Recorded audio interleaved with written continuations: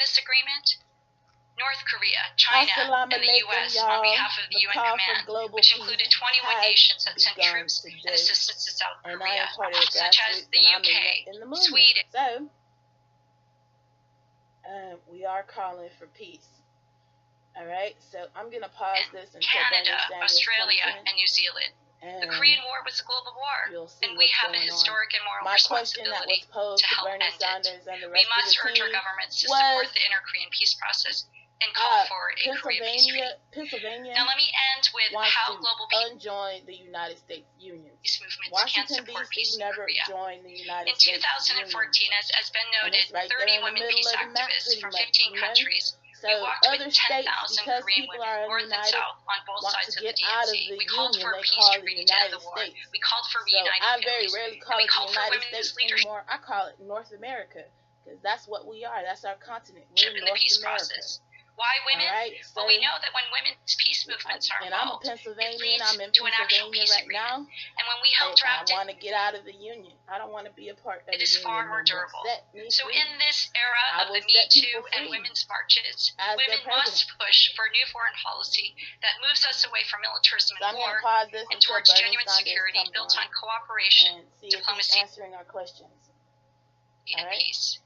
So this, and eventually expanding into right now they have a lady that's from South Korea, and productive change of pace. Look, North Korea is, after all, a dictatorship with the ultimate top-down leadership dynamic.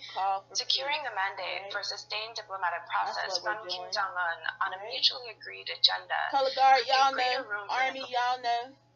This is what we're doing. We're calling for negotiators to work out the details. And so, while it is uncomfortable to start in this way, it holds great potential for putting us on a path towards de-escalation.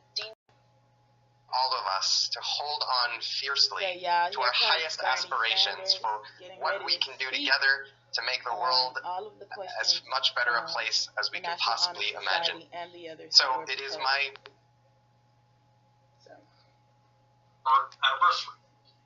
And that is the beginning of the Iraq War in 2003. 15 years ago this week, the bombs started falling on Baghdad. Shock and awe was what the Bush administration called it, and the news media repeated it, creating the expectation that U.S. military power would make the war quick and easy. I think we all remember that. The theory was that Saddam Hussein would be overthrown in a few weeks, democracy in Iraq would be established, American troops would return home in a few months, and everything would be wonderful from then on out. Well, it didn't quite happen like that. Later, we would all be shocked and awed at the disaster that they had created, because war is never quick and it is never easy. I remember vividly, because I was in Congress at the time, all of the rhetoric that came from the Bush administration, that came from my Republican colleagues and some Democrats as well, about why going to war in Iraq was the right thing to do. Well, it wasn't. In fact, it is one of the great tragedies in modern history.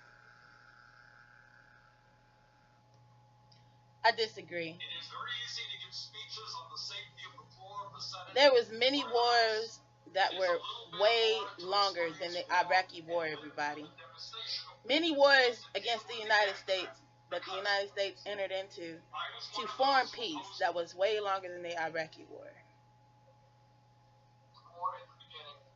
Today, it is now broadly acknowledged that the war in Iraq was a foreign policy blunder of enormous magnitude.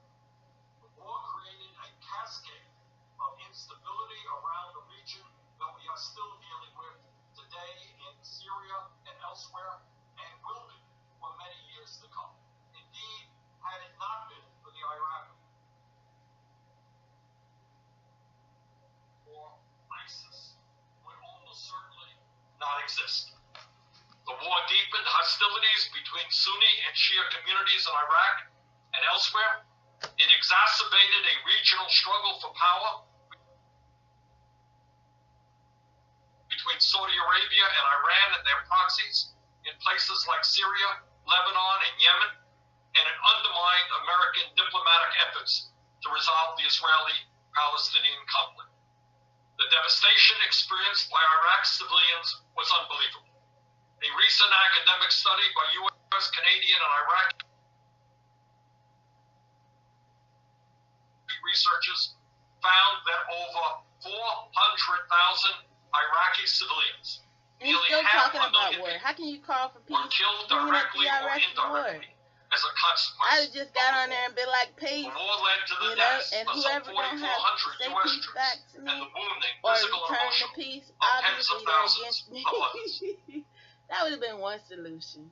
The war led to the displacement of nearly 5 million people, both inside and outside of Iraq, putting great stress on the ability of surrounding countries to deal with these I just want refugee for flows. Pennsylvania to get out the We've Union. also Pennsylvania seen to get out the Union. this more Mississippi recently to get out the Union, and we're good. You know, D.C. doesn't have to in be Europe, the only state as in the large United numbers States of people to get out fleeing the Syrian Union. war has generated a backlash in European countries, giving rise to anti-Muslim and anti-immigrant sentiments So, or the United States Union. that have So been therefore, exploited it can't by be that right-wing hard for other politicians. states to get out of the U.S. And, Union. by the way, We're not that united, war in man. Iraq cost trillions of dollars. Money that could have been We're spent not united. on addressing the massive We're levels not of united poverty when I have to and call my homelessness governor to get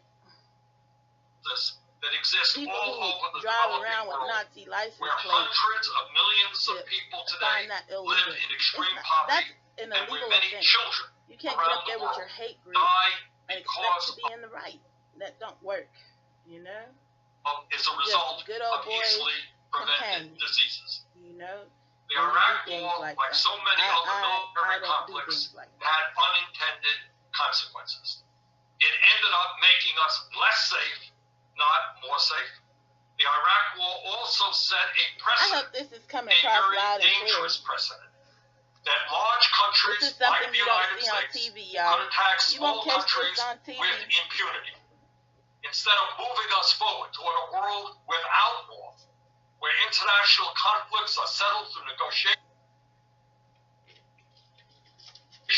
and diplomacy, we now see wars all over the world and a significant increase in global military spending. For example, right here in the United States, Congress just voted to increase the Defense Department. Time again, we see disasters when leaders refuse to tell their people the truth. And let's remember that the people of the world were not silent about the Iraq War. In the months leading up to the invasion, there were huge and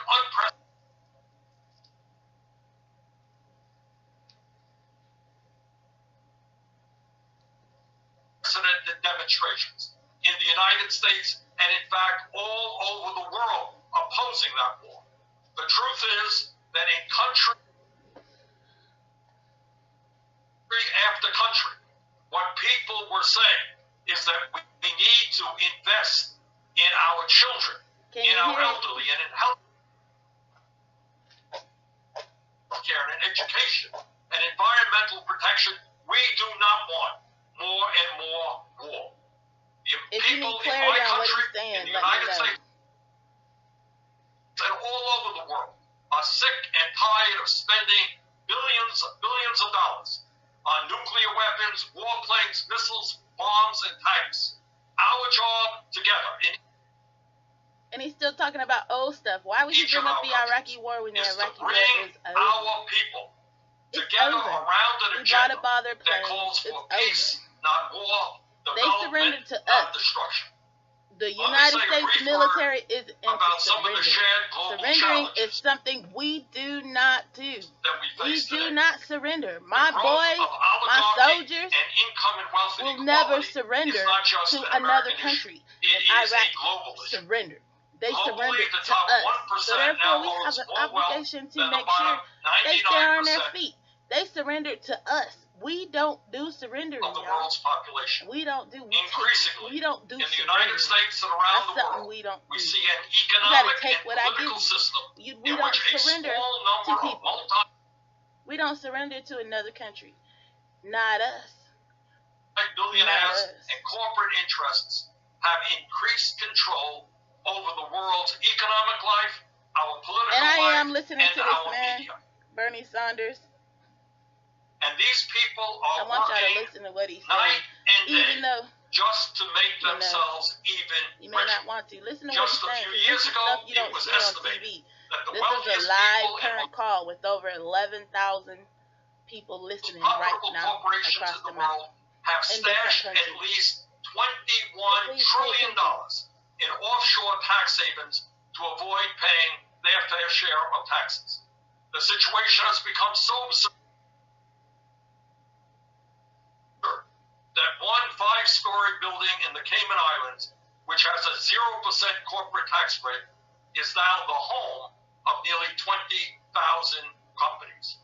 In other words, while the very, very rich become much richer, governments around the world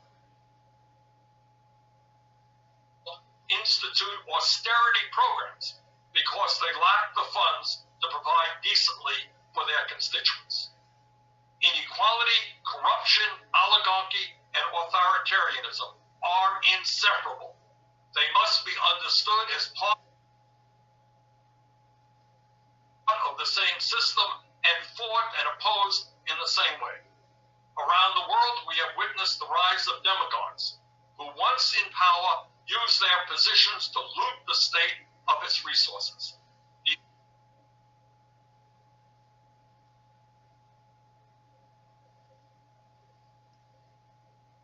Kleptocrats like leaders who tell on the CNN, people, didn't they say we were at war with Russia? Didn't they ask everybody in America if they would be scared if we went to war against Russia? I know my answer was no. Our people don't surrender. We ain't scared to go to war against anybody. That fear don't run in our veins. It's not a part of our blood.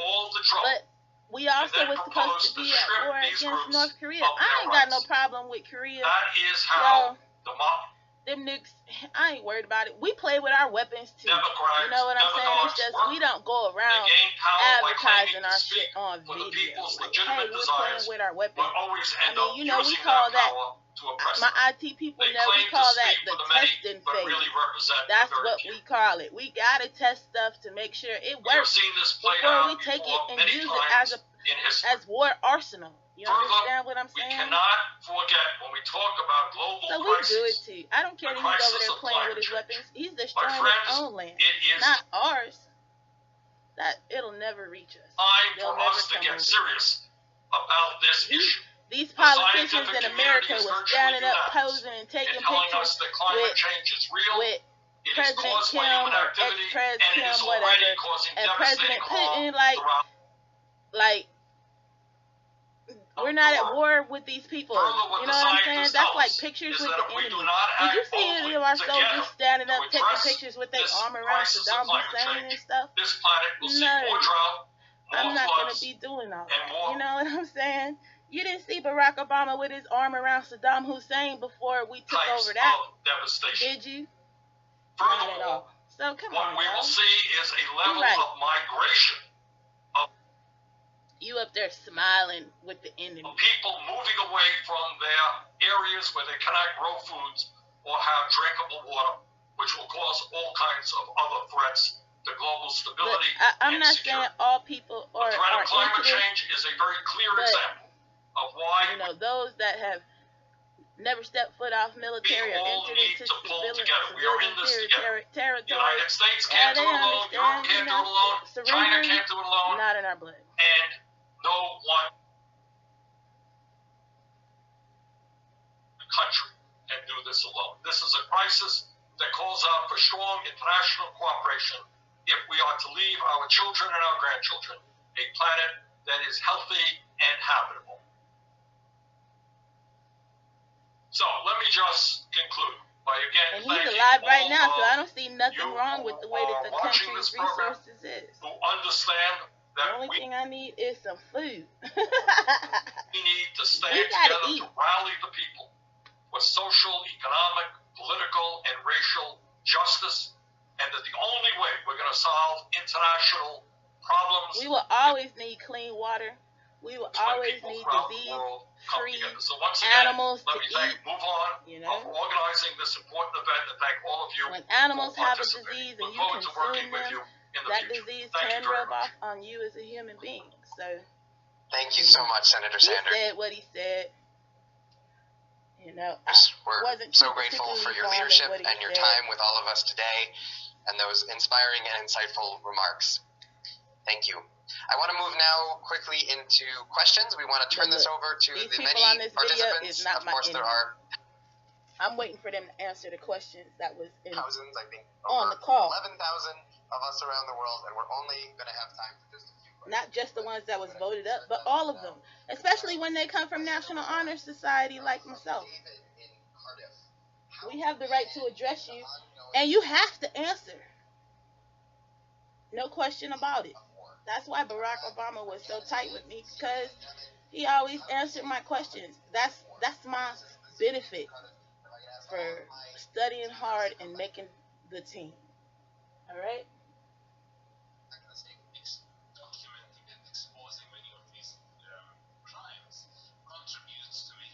So I'm done. I don't even want to hear no more of the video. This is long enough. To sum it up, we do have allies that are out there amongst other countries, okay?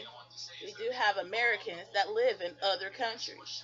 We do have that. We do have soldiers that choose to stay in other countries, Germany was a very nice country to live in when I lived there. It was very nice, And sometimes, even though the war was going on, we were so protected, we didn't even know it was a war going on, We just thought people was there to work and do their thing. But the reason people become soldiers is to fight for a war, all right? To be a part of our defense team. So, if those people want to play with their weapons, go ahead. You want to test your weapons, go ahead. I guess playing isn't the proper word. You want to test your weapons. Understood. You know what I'm saying? I like to test my programs before they run out. So I totally understand testing a nuke. You know what I'm saying? But I feel like this. If I was the president, I probably would put a money offer on the table and buy those nukes. But it really ain't no point in buying their nukes when we have our own nukes and missiles. Y'all, you don't never see our United States military on a video playing with our nukes and missiles. But they test it. Where are they testing it at? It's something we don't advertise and just put out there for all of creation to see, So I'm pretty much done. This call is for peace, though. We'll be at peace when Pennsylvania and Mississippi gets out of the Union. When PA and Mississippi are out of the Union, just like D.C. D.C. will never join the U.S. Union. Never. So it's easy. It's simple. Get out the Union. Because those people don't like us. Those people don't like us. If I can't go to all the 50 states and just be cool, those people don't like us. But I tell you what, that's why certain sects of people fall under different laws in the United States and wherever they may go. They fall under different laws. Plain and simple. I do. I'm one of them. I fall under different laws than civilians do. Okay? So it's just the way that it is. So this is a call for peace. If you're interested in peace, feel free to use the hashtag call for peace. All right, y'all. I love y'all.